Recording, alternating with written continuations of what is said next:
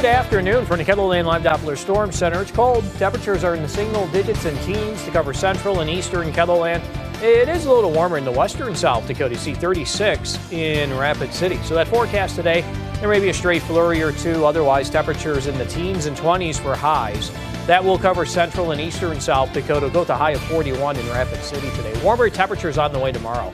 More details on your forecast coming up as we begin midday in Kettleland. Live from Kettleland Media Group, midday in Kettleland. New lawmakers reflect as they prepare to head to the South Dakota Capitol for their first legislative session. Plus, President-elect Donald Trump's pick to lead the Department of Defense faces an uphill battle on the road to confirmation. I'm Erica Brown on Capitol Hill with more on Pete Hegseth's urgent efforts to win over senators. Well, good afternoon and thanks for joining us. New this midday, a Renner man is facing 2 counts of rape charges and 1 count of sexual contact with a child. Interviews with 2 victims led the Minnehaha County Sheriff's Office to arrest 44-year-old Edgar Messenger. He did that Tuesday afternoon. The Minnehaha County Sheriff's Office says that the 2 victims of Messenger were related and that the crime happened to one of the children 13 years ago. Messenger was a family friend at the time of the contact with the children. This is a developing story. Stay with Kettleland News online and on air as we provide updates. The Rapid City Police Department and Pennington County Sheriff's Office are joining together to bring back the Retail Theft Task Force. This busy holiday shopping season, the task force is gearing up for the series of undercover operations to curb retail theft at businesses throughout Rapid City. Now, Christmas is the busiest retail shopping period of the year. The Retail Theft Task Force was formed in December of 2023 in response to an increase in shoplifting. Turning to a first look at midday forecast with the meteorologist Scott Mutz. Scott, what's going on out there? It's cold. Have you been outside lately? Yeah. How was your drive in this morning? What's that? How was your drive in this morning? Quick. Yeah, I was running behind. Oh, okay. Well, let's not get into it then. I thought maybe, you had to warm up that car a little bit because, we had temperatures that fell to the single digits above and below zero. Now, let's go ahead and show you our lowest temperatures for today. Down to 6 below in Britain, 2 below in Aberdeen. We fell to 2 below in Watertown, 2 below in Brookings, 0 in Huron, 3 this morning, Sioux Falls, and then you see 1 degree, Laverne, Worthington, Jackson, as you ride Interstate 90 there in the southwestern Minnesota. We fell to 1 in Marshall, 2 in Mitchell, 8 in Pierre, and 18 this morning in Rapid City. Currently, we have temperatures in the single digits, teens, 20s, and 30s. We have warmer weather in the western South Dakota with sunshine. Rapid City's at 36. Custer's close to 50. It's 12 in Sioux Falls, 9 in Brookings, and 8 in Watertown. At least the winds are like 5 to 15 miles per hour. You see that for just about everybody. And it's favoring a southerly direction in central and western South Dakota, but still enough to give us wind chills on either side of zero. That's what we have across eastern South Dakota, Minnesota, and Iowa. So our forecast for today showing temperatures in the teens and 20s. That will cover central and eastern South Dakota, Minnesota, and Iowa. 40-degree weather into western South Dakota. Our temperatures for this coming weekend will go at least 20, 30 degrees warmer than the numbers we had last weekend. That means temperatures will reach the 40s, 50s, and 60s. We'll have 60-degree weather for the first half of the weekend in western South Dakota. Cold front moves through for Sunday. We'll cool it a little, maybe a couple of scattered rain showers here and there. Our forecast in the meantime tonight, well, we won't get as cold. Temperatures will fall to the single digits and teens early tonight.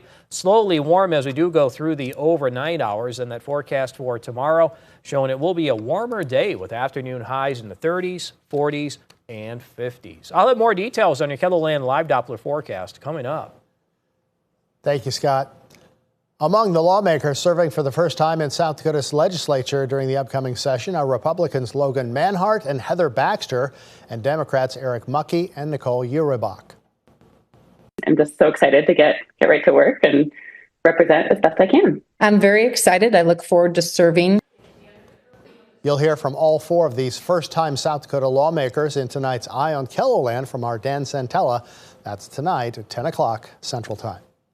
Well, the acting head of the Secret Service says disciplinary measures are being taken in the wake of the July assassination attempt of President-elect Donald Trump. Acting Secret Service Director Ronald Rowe testified before the House task force looking into the assassination attempt in Butler, Pennsylvania, that left one person dead and 3 people, including Trump, injured. Rowe said failures by Secret Service employees ahead of that rally warrant disciplinary action. The quality of the advance work and preparation for the Butler Farm Show visit absolutely did not meet the expected standards of this agency. Let me be clear. There will be accountability, and that accountability is occurring. Rowe also said that he's made changes to the agency to ensure similar failures do not happen again. They include expanding the use of drones at venues and making sure there is a unified command at one single location, something that was not done on July 13th. Well, President-elect Trump's pick to lead the Pentagon is not giving up the fight to save his nomination. And the 2 entrepreneurs tasked with slashing the size of government are meeting with Republican lawmakers today. Erica Brown has more details from Capitol Hill. Pete Hegseth is back on Capitol Hill, working to save his bid to be President-elect Donald Trump's Secretary of Defense. How's the meetings been going? Great. He has been accused of alcohol abuse, sexual misconduct, and mismanaging money when he ran a nonprofit.